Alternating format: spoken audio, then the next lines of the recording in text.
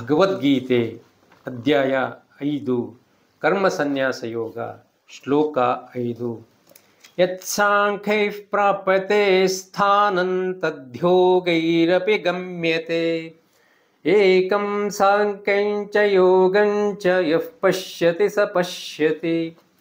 ಈ ಶ್ಲೋಕದಲ್ಲಿ ಬರುವ ಪದಗಳ ಅರ್ಥ ಹೀಗಿದೆ.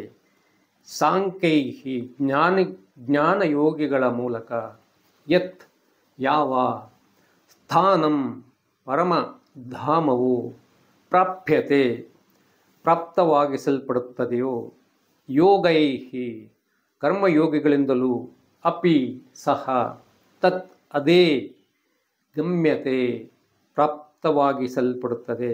ಯಹ ಯಾವ ಪುರುಷನು ಸಾಂಖ್ಯಂ ಜ್ಞಾನಯೋಗ, ಚ ಮತ್ತು ಯೋಗಂ ಕರ್ಮಯೋಗವನ್ನು, ಏಕಂ ಒಂದೆಂದು, ಪಶ್ಯತಿ ನೋಡುತ್ತಾನೋ, ಸಹ ಚ ಅವನೇ, ಪಶ್ಯತಿ ನೋಡುತ್ತಾನೆ.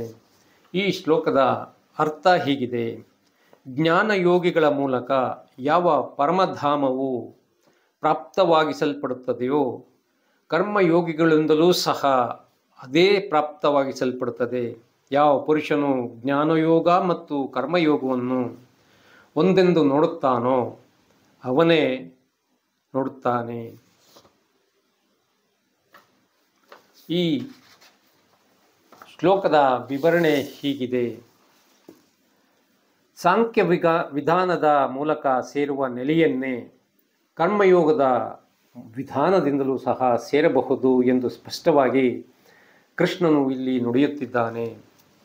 ಈ ಎರಡೂ ಮಾರ್ಗಗಳು ಒಂದೇ ಎಂದು ಯಾರು ತಿಳಿದಿದ್ದಾರೋ ಅವರು ನಿಜವಾದ ಜ್ಞಾನಿಗಳು.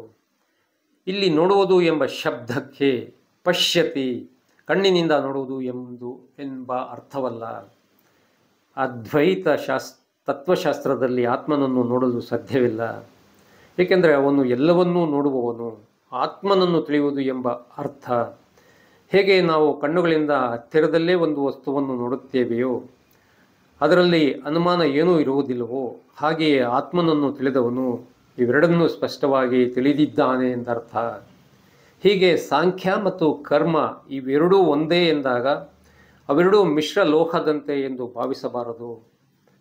ಅವೆರಡನ್ನೂ ಒಂದರ ನಂತರ ಒಂದರಂತೆ ಅನುಕ್ರಮವಾಗಿ ಅಭ್ಯಾಸ ಮಾಡಬೇಕು.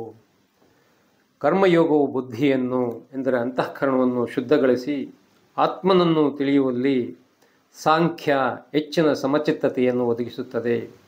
ಇದರ ಮೂಲಕವೇ ಕಟ್ಟಕಡೆಯ ಅನುಭವ ಸಾಧ್ಯವಾಗುತ್ತದೆ. ಈ ಅರ್ಥದಲ್ಲಿ ಅವೆರಡೂ ಒಂದೇ ಎಂದು ಭಾವಿಸಿರುವುದು.